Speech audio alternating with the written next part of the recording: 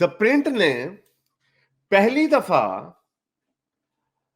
उन्होंने मुझे नोटिस किया। हालांकि मैंने फिर देखा कि जिन्होंने वो पीस लिखा वो मैंने ये कम्युनिटी टैब में भी डाला था, क्योंकि मैं कोई वीडियो देख रहा था अपने, उसके अंदर किसी ने कमेंट किया हुआ था कि हारिस साहब का प्रिंट के ऊपर कोई पीस आया, ओपिनियन पीस आया।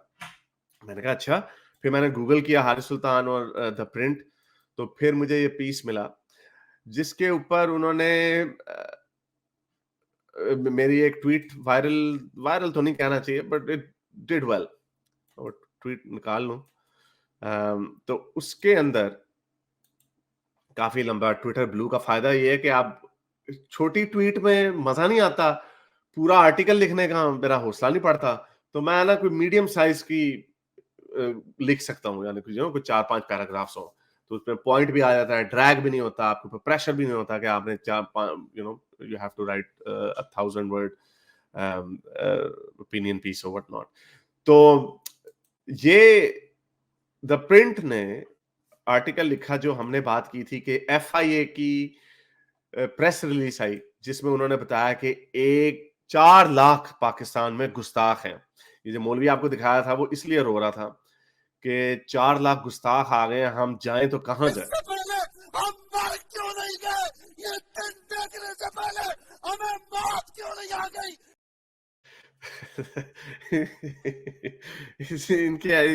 It's music to my years.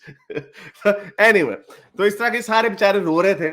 इन्होंने खूब ड्रामेबाजी की, एफआईए ने प्रेस रिलीज की, उसमें उन्होंने बताया कि पाकिस्तान में 4 लाख अकाउंट्स ऐसे हैं जो गुस्ताखी कर रहे हैं। They have identified that 4 lakh account identify किए हैं जो रसूल अल्लाह की गुस्ताखी कर रहे हैं। उनमें से 19 लोगों के ऊपर मुकदमे हुए हैं, 11 को सजाए मौत सुना दी गई है। ओके, ये वो टिपिकल इनका बिहेवियर है कि हमने लोगों को डराना धमकाना, और देखते हैं कि क्या होता है। 119 पे गिरफ्तार किए हैं और 11 को का ऊपर मुकदमा का फैसला हो गया, विच इज उनको सजाए मौत सुना दी गई है। लेकिन असल बात ये, इन बदबख्तों की तादाद 4 लाख से तजावुज कर चुकी है। ओके, 4 लाख का मतलब ये है, लेट्स जस्ट से कि हर बंदे ने 2 अकाउंट झूठे बनाए हुए हैं, तो 2 लाख लोग होंगे कम से कम। वैसे इन्होंने बंदे कहा, लेकिन let's just go with accounts. तो ये मैंने ट्वीट की कि मुझे एक चीज का खतरा ये है कि पाकिस्तान की गवर्नमेंट शायद ये क्रैक डाउन करेगी जो रिलीजियस डिसिडेंट्स है। तो आई डोंट नो इस दफा द प्रिंट को क्यों शौक चढ़ गया कि वो हमें नोट कर लें, क्योंकि हम तो बड़े अरसे से कोशिश कर रहे थे कि जो इंडियन लिबरल मीडिया है वो हमें नोट करे, तो वो हमारे बारे में कुछ लिखे या कुछ सपोर्ट करे, वरना हमें जो राइट से जो ऑप इंडिया ने मुझे 2019 में ऑप इंडिया ने, I think they wrote a piece on me और समथिंग इन 2018 ना, इवन बिफोर, मे बी 2018-19 में उन्होंने लिखा था। तो द प्रिंट और ये लिबरल मीडिया क्यों नहीं हमारे ऊपर बात करता था उस वक्त, I don't know. I hope के this might open things up. तो बहरहाल उन्होंने ये वाली जो स्टोरी थी इसको इन्होंने हाईलाइट किया, और इन्होंने मेरी ट्वीट के ऊपर बात की कि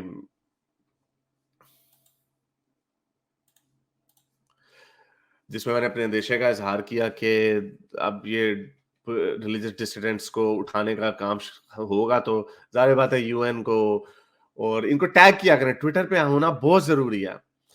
जब मुझे उस वक्त ये इन ट्वीट्स के वायरल होने की बड़ी जरूरत होती है, और ये खैर ट्वीट हुई भी थी वायरल, तो आई एम श्योर कि वो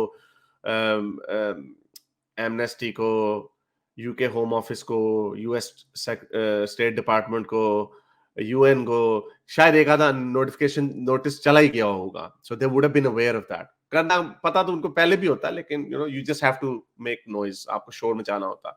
तो ये बड़ा जरूरी है कि गवर्नमेंट्स के ऊपर चेक्स एंड बैलेंसेस हो, उनको इस चीज का एहसास हो। मैंने उस ट्वीट के अंदर लिखा हुआ था, हालांकि वो ट्वीट मेरी पाकिस्तान में बैन है, वो ट्विटर का अकाउंट, कि आपने ये जो इंटरनेशनल ऑर्गेनाइजेशन है, they should be keeping an I on Pakistan government, कि ये कहीं ऐसा ना हो कि हमें पता चले। लेकिन क्योंकि ये नालायक इतने हैं, मुझे एक मिनिस्टर ने बताया था, मिनिस्टर थे वो, पीटीआई की हुकूमत में, उन्होंने कहा, मैंने उनसे पूछा, मैं कहा यार कि मेरा भी तो नंबर नहीं आया, मेरी भी तो किसी लिस्ट में नहीं नाम लिखा हुआ। उन्होंने कहा कि यार हम इतने काबिल होते तो चाँद तो इतना बुरा हाल होता हमारा। तो ये इतने नालायक हैं, ये इतना कर भी नहीं सकते, 4 लाख लोगों को नहीं पकड़ सकते। तो असल में रोना इनके लिए ये है कि ये 4 लाख अब 10 लाख कब बन जाएँगे, 4 लाख से 40 लाख कब बन जाएँगे, इनको कुछ समझ नहीं आ रही कि क्या होगा। तो ये प्रिंट का आर्टिकल उसमें मैं डिस्क्रिप्शन में डाल दूँगा। यार मैंने आपका ये ट्वीट देखा था और मुझे उस टाइम पे भी लगा था दैट दो आप अतीज़म जो है वो पहले ईरान में we saw, now we are seeing it in Pakistan. But मुझे ये लग रहा है कि will it actually have a positive effect, या इसका मतलब ये होगा कि मतलब गवर्नमेंट बहुत और ज्यादा स्ट्रिंच हो जाएंगी इन लोगों के अगेंस्ट में। उस पर आपकी क्या ओपिनियन है?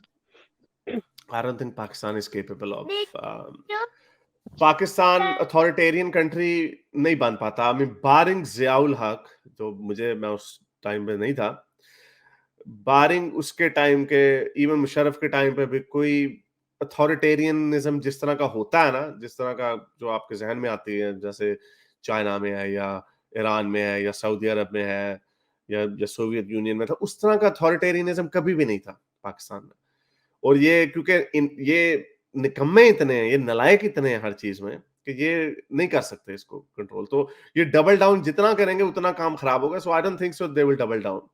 हाँ, जो आम मौलवी हैं वो शोर शराबा मचाते रहेंगे, तो ये इसी तरह काम चलता रहेगा। बट लेकिन एक बड़ा खतरा ये है कि वो वैसे भी वीक पड़ा कंट्री, पाकिस्तान इकोनॉमिकली बड़ा वीक है, और ऊपर से ये जो फॉरेन प्रेशर के ऊपर बड़ा डिपेंडेंट है। ये कोई भी फॉरेन गवर्नमेंट या फॉरेन यूरोपियन यूनियन या अमेरिका इनको बड़े आराम से टैकल कर सकता अगर ये ह्यूमन राइट्स के ऊपर क्रैक डाउन करते हैं। तो ये इनके पास कोई पावर है नहीं है, they can't do anything. It will have a net positive impact as far as I am concerned. मेरे इस नेक काम को जारी रखने के लिए मुझे पेपैल या पेट्रियन पे जरूर सपोर्ट कीजिए, ताकि मैं अपना पैगाम ज्यादा से ज्यादा लोगों तक पहुंचा सकूं।